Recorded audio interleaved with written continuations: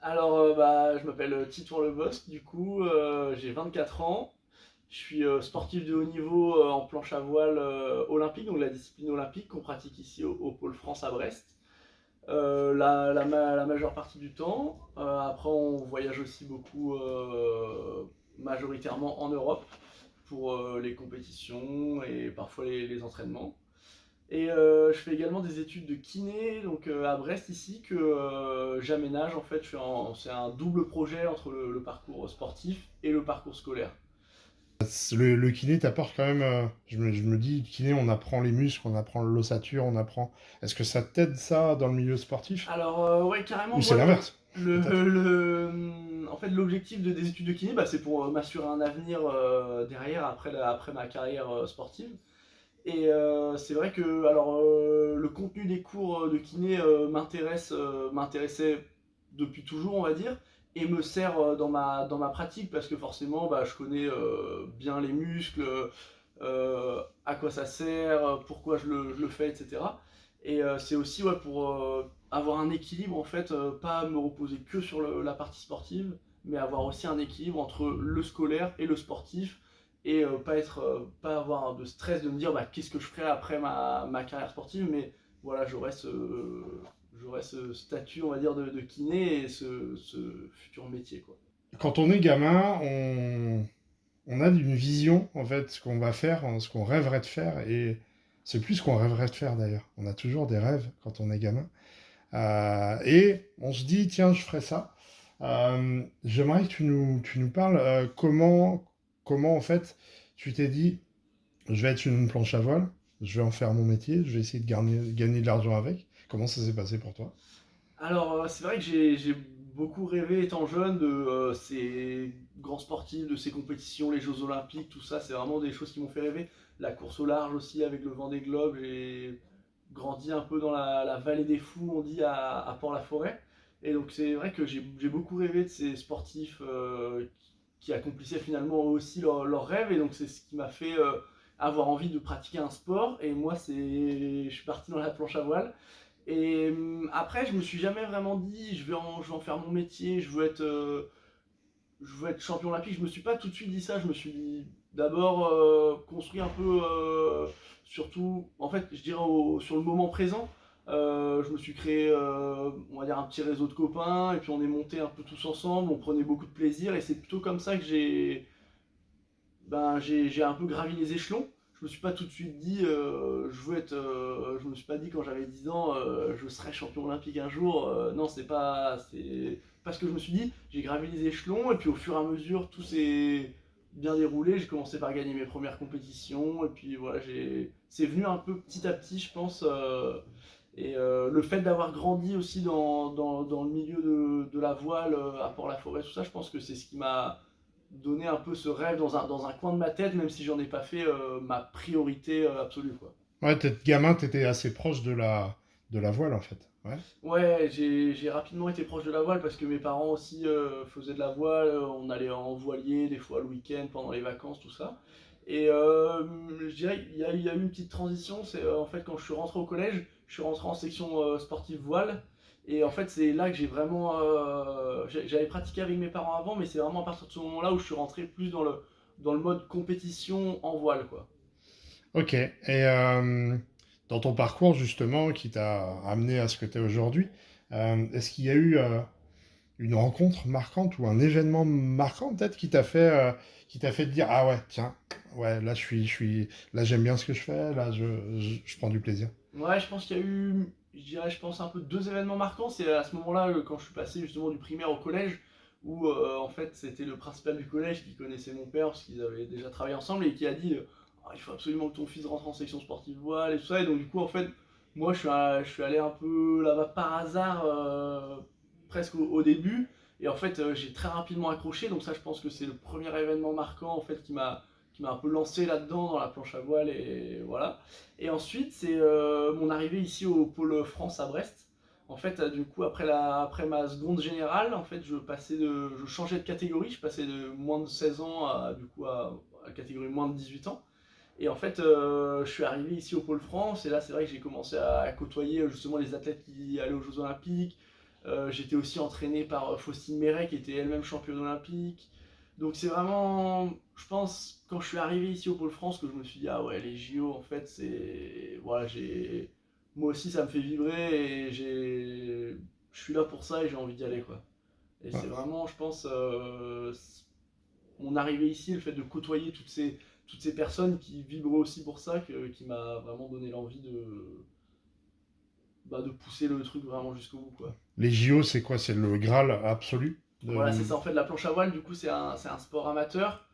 Donc, la discipline où on peut avoir de la visibilité, c'est les Jeux Olympiques. Donc, en fait, pour nous qui ont de la planche à voile sur la discipline olympique, c'est vraiment l'objectif, c'est vraiment d'aller aux Jeux Olympiques et de pouvoir donner de la visibilité à la planche à voile et à la France aux Jeux Olympiques et de monter sur le podium en fait aux Jeux Olympiques, quoi. C'est vraiment ça l'objectif. Ok. Ça fait combien de temps que t'es au Pôle France, Hugo? Alors moi je suis rentré au Pôle France en septembre 2014 ici. Ouais, donc je suis rentré en fait à mon arrivée en première S aussi, le départ de la maison, l'arrivée à l'internat, le Pôle France, tout ça. Donc voilà, septembre 2014, donc ça commence à monter un peu maintenant, ça fait Ça quasi remonte. 8 Ok. ans. Ouais. Ok. Tu nous as parlé aussi, bah, quand tu es en seconde, les potes, etc., qui montent, vous êtes ensemble. Euh, Par contre, est-ce que est-ce qu'un sportif peut se révéler tout seul et peut finalement avoir besoin de personne parce que c'est un sport individuel et on peut se dire bah ouais, je vais pas avoir besoin de sponsor, je vais me driver tout seul et puis je vais réussir à quelque chose. Est-ce que toi, tu crois que c'est possible? Alors c'est vrai que du coup la planche à voile c'est un sport individuel, donc du coup c'est vraiment l'athlète en lui-même qui va faire la différence sur la compétition, sur le moment où il sera là pour performer, c'est lui qui va faire la différence, mais en fait en amont toute la préparation elle peut pas se faire tout seul parce que finalement on a besoin des autres pour se comparer, s'entraîner, s'entraider, voilà pour gravir les échelons tous ensemble, donc en fait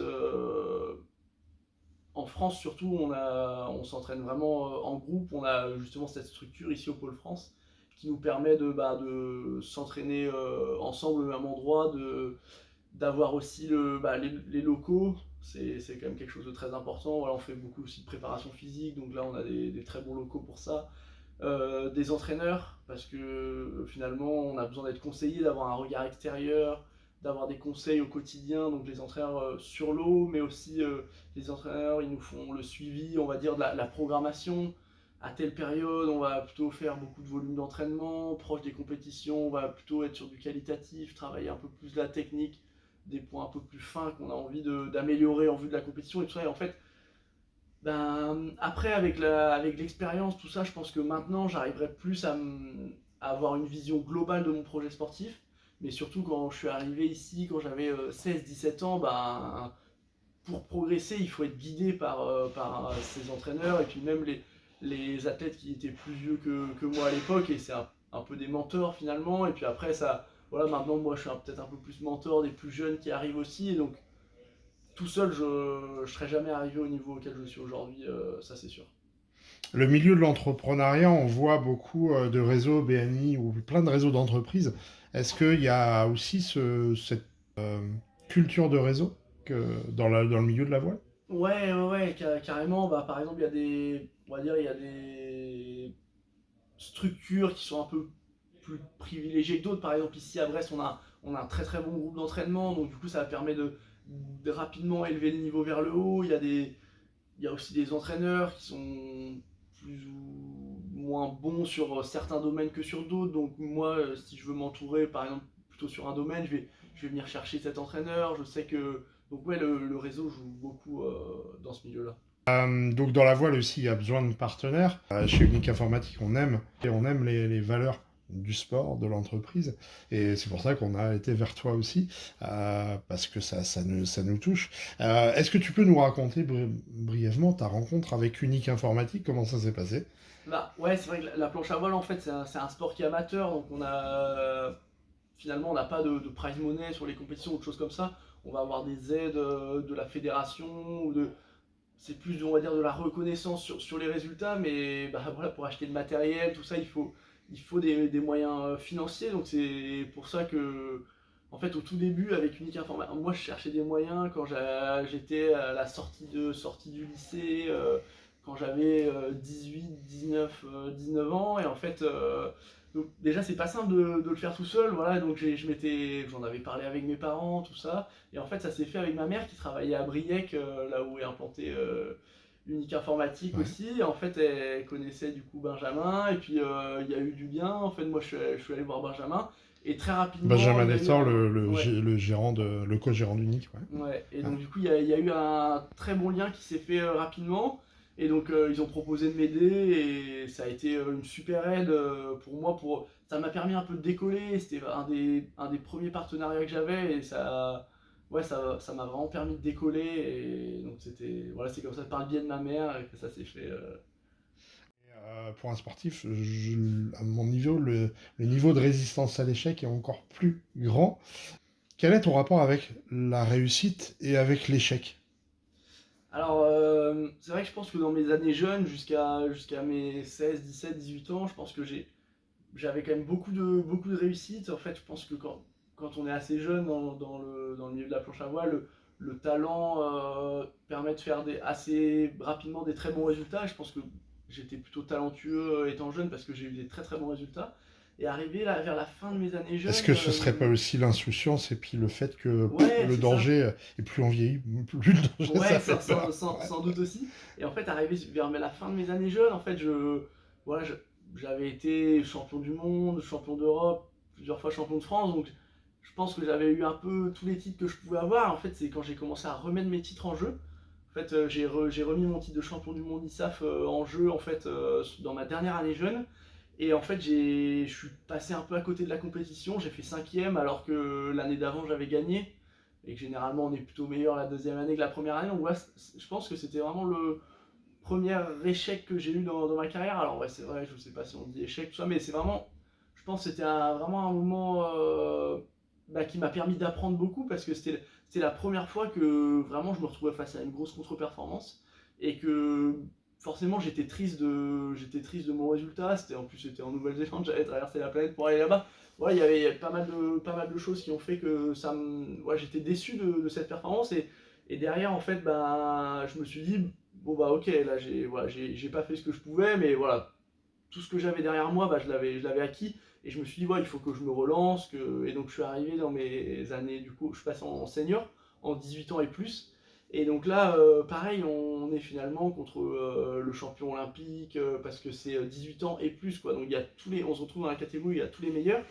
Et en fait, ça fait un gros gap de niveau en fait entre la catégorie jeune et la catégorie senior. Et du coup, pareil, j'ai retrouvé un peu le côté insouciance où j'arrivais là, mais personne m'attendait trop. Donc, pareil, j'ai eu assez rapidement de la réussite en arrivant dans le milieu senior. Et voilà, c'est en fait, je pense que comme tu disais là dans le milieu de l'entrepreneuriat, bah voilà, c'est des échecs, de la réussite, des échecs, de la réussite. Et bah c'est pareil dans le milieu sportif. En fait, finalement, bah voilà, il faut qu'on construise plusieurs échecs pour apprendre de nos erreurs, pour finalement arriver vers de la réussite et du coup le Graal. Donc pour moi, c'est les championnats du monde qu'il y aura ici la semaine prochaine. Voilà, c'est l'événement de l'année. Donc je me suis préparé pour ça.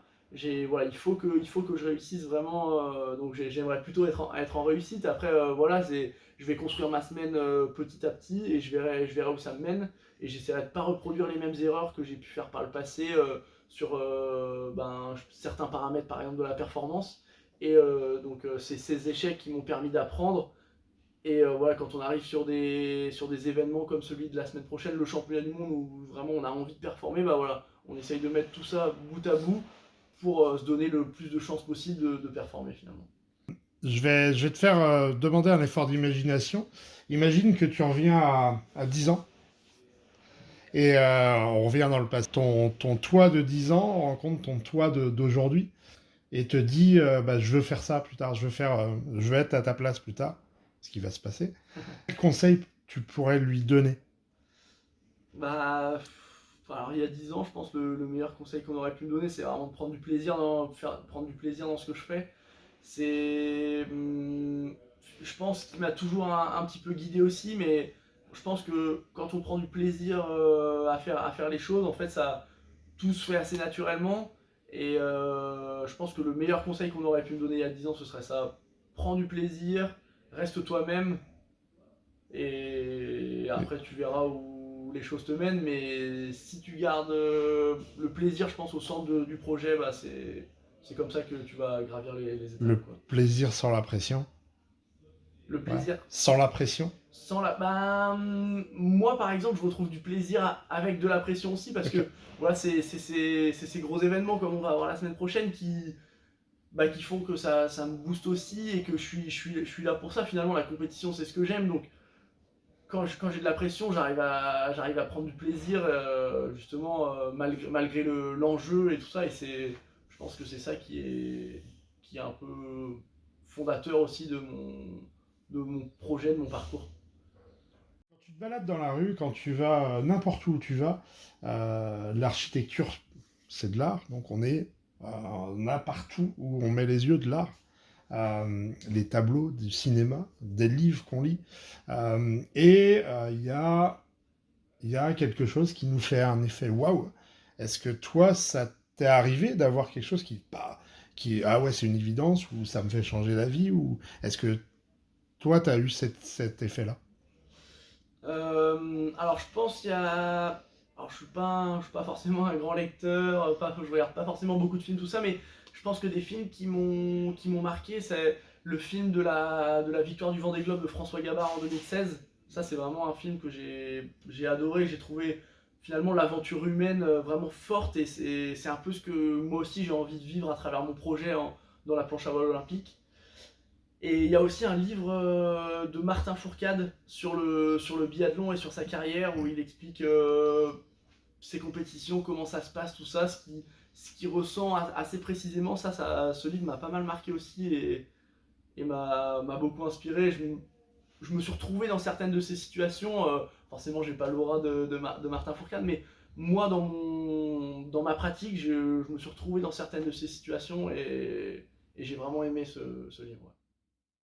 Tout à l'heure, je t'ai demandé de faire un effort en te mettant 10 ans en arrière.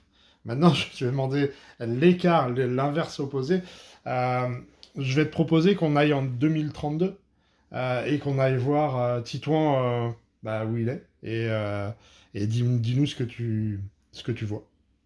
Et bah, alors dans 10 ans, pas facile, pas facile de voir autant revenir en arrière, je trouve ça presque plus simple. Mais ouais, dans le futur, bah, 2032, ce Quel sera. serait l'idéal en fait? Quelle serait ta Ouais, vision idéale de dans 10 ans? ben, dans 10 ans, alors j'aimerais bien faire encore de la planche à voile. Après, je serai encore là si jamais j'ai participé aux Jeux Olympiques.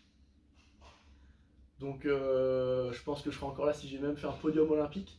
Donc voilà, 2032, bah en plus il y aura des Jeux Olympiques en 2032, puisque c'est 2024, Ouais. 2028, 2032. Donc ouais, dans 10 ans, j'aimerais bien avoir été podiumé olympique. Et voilà, et pourquoi pas participer aux Jeux Olympiques de 2032. Alors même si j'ai fait peut-être un podium en 2024 ou en 2028, bah, peut-être que j'arriverai pas à me sélectionner en 2032, j'aurai 34 ans, ça commençait à être âgé, mais la voile est un sport d'expérience, donc pourquoi pas. Et j'espère que j'aurai commencé aussi mon activité en tant que kiné, et que voilà, Faire la j'aurai transition. trouvé l'équilibre entre mon métier et ma pratique sportive. Et voilà, ouais, je me vois bien comme ça dans 10 ans. Ouais, C'est ça, 2 jours, la compétition commence. ouais, c'est ça. Alors dans 2 jours, là, c'est les inscriptions. Là, on est jeudi, Ouais. donc samedi, les Et inscriptions dimanche, ça part. commencent. Dimanche, il y a la manche d'entraînement. Donc c'est la dernière course pour régler les derniers petits détails. Et après lundi, ça commence. Voilà, lundi, c'est les premières courses officielles, on va dire. Et voilà, après la semaine est lancée jusqu'à samedi, où les 10 premiers se retrouveront en finale, et où j'espère être pour voilà, batailler avec le top 10, c'est mon objectif.